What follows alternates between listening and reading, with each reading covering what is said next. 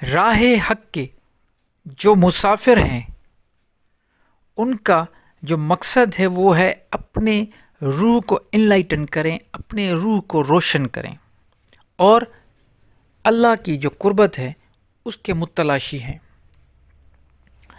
روح کو روشن کرنے کے لیے اور اللہ کی قربت حاصل کرنے کے لیے، روحانیت کے راستے کو پانے کے لیے دو راستے ہیں۔ پہلا راستہ وہ یہ راستہ ہے کہ انسان عبادات کریں، ریاضت کریں، جنگلوں میں جائے، ترک دنیا کریں، پہاڑوں میں جا کے مراقبہ کرے، چلے کاٹے، اور 40-50 سال کی ریاضت کے بعد بھی کوئی گارنٹی نہیں کہ اس کو روحانیت مل جائے۔ اس میں ایسے بھی لوگ ہیں جو نہ صرف اسلام کے ساتھ تعلق رکھتے ہیں، یہ تو ہر مذہب میں ایسا ہوتا ہے۔ چاہے آپ گوتم بدھ کا مثال اٹھا لیں یا کسی اور کا، یہ لوگ کیا کرتے ہیں؟ یہ ریاضت کرتے ہیں، ترک دنیا کرتے ہیں، اور یہ نکل جاتے ہیں جنگلوں میں، پھر مشاہدے کرتے ہیں، نیچر کو دیکھتے ہیں، پہاڑوں میں جا کے سمندروں میں دیکھتے ہیں، پھر اس کے بعد جنگلوں میں دیکھتے ہیں کہ یہ کیا ہو رہا ہے، اور یہ مختلف قسم کے چلہ کشی کرتے ہیں۔ اور یہ اتنا بڑا لمبا راستہ ہے کہ سالوں گزر جاتے ہیں۔ اور ایک دوسرا راستہ جسے شارٹ کٹ کہا گیا ہے وہ یہ ہے کہ اولیاء اللہ یا اللہ کے ولیوں کی صحبت مل جائے۔ اگر راہ سلوک کے مسافر کو اچھا رہبر مل گیا، شیخ مل گیا، سچل مرشد مل گیا، تو اس کے بیڑے پار ہو جائیں گے اور اتنا ٹائم بھی نہیں لگے گا۔ یہ ایک شارٹ کٹ کا راستہ ہے۔ کس طرح؟ وہ ایسے، کیونکہ جو جنگلوں میں جاتا ہے جس کا کوئی رہبر نہیں ہوتا، جو عبادت اور ریاضت پہ ڈپینڈ کرتا ہے، اس کو ایک تو یہ زیرو سے سٹارٹ کرتا ہے، اس کو کچھ معلوم نہیں ہوتا کہ کیا کرنا ہے۔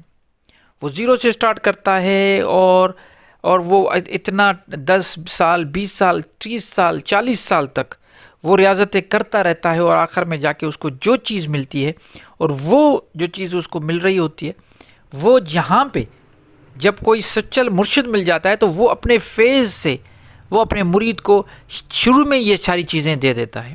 پھر مرید پہ ڈپینڈ کرتا ہے کہ وہ مرید کتنا اپنے کام کے ساتھ سچا ہے کہ وہ اپنی محنت کر کے روحانیت کا جو اسٹیجز ہیں اس کو عبور کرتا جائے۔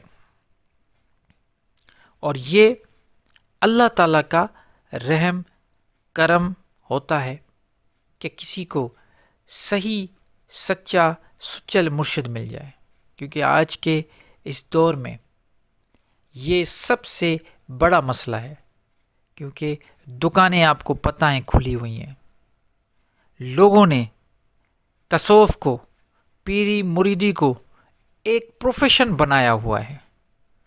لوگ سمجھ گئے ہیں کہ اس پروفیشن میں کتنا پیسہ ہے۔ اب اس میں سب سے بڑا جو مرشد بنے بیٹھے ہیں یہ تو قصوروار ہیں، لیکن ان سے زیادہ قصوروار وہ لوگ ہیں جو وہاں پہ مرید بن کے جاتے ہیں۔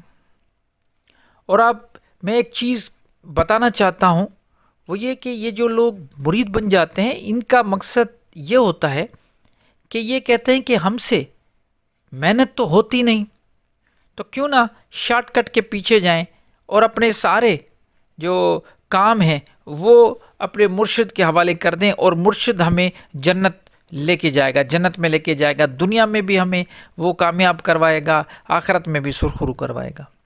حالانکہ ایسا بالکل نہیں ہے۔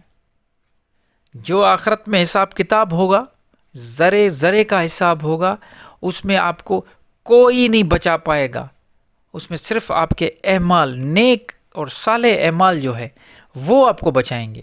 نہ ماں، نہ باپ، نہ پیر، نہ استاد، نہ مرشد، کوئی نہیں بچائے گا۔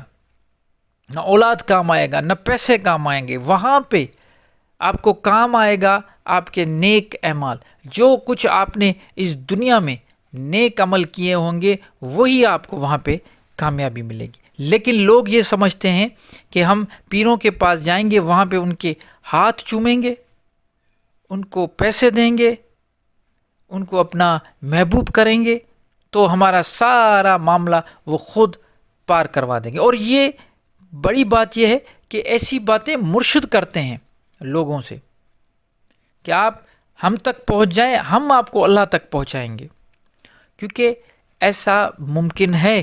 لیکن اس کا بھی ایک طریقہ کار وہ یہ ہے کہ وہ جو مرشد ہوگا، رہبر ہوگا، وہ سچا تو ہو، سچل تو ہو، لیکن آج کل کے دور میں وہ ایسے سچل لوگ نہیں ملتے۔ تو آپ کے پاس اپنے روح کو روشن کرنے کے لیے، اپنے اللہ کا قرب حاصل کرنے کے لیے دو راستے ہیں۔ ایک راستہ میں نے آپ کو بتایا بڑا کٹھن ہے، بڑا مشکل ہے، بہت ٹائم لگے گا، اور سب سے بڑی بات کہ آج کے اس دور میں یہ قابل قبول ہے ہی نہیں، یہ پریکٹیکل ہو ہی نہیں سکتا، بڑا مشکل ہے۔ اگر ایسے لوگ اگر ہیں بھی تو وہ پھر بھٹک جاتے ہیں۔ تو اس لیے سب سے بہترین آسان راستہ یہ ہے کہ کسی ایسے مرشد کو ڈھونڈو، کسی ایسے اولیاء اللہ کو ڈھونڈو۔ ولی اللہ آج بھی موجود ہیں، آپ کے ارد گرد موجود ہیں ولی اللہ۔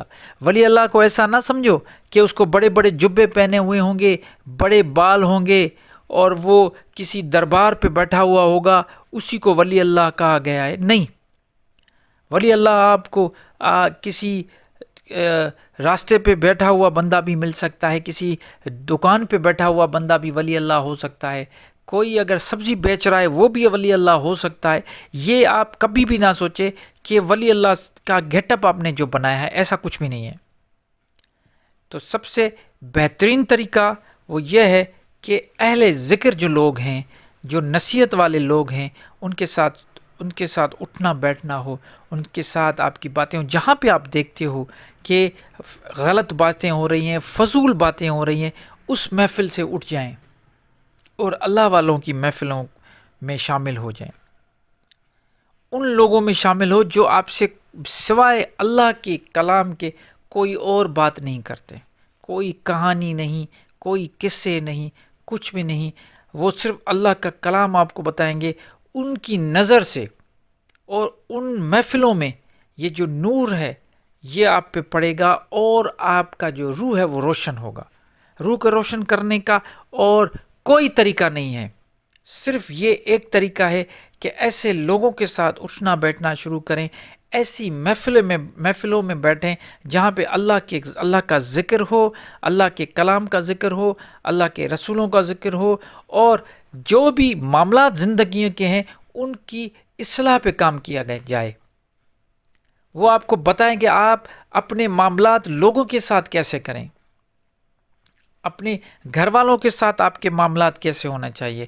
ایسے لوگوں کی صحبت کریں، انشاءاللہ آپ کا روح بیدار ہو جائے گا، روح روشن ہو جائے گا، اور اللہ کی قربتیں حاصل ہوں گی۔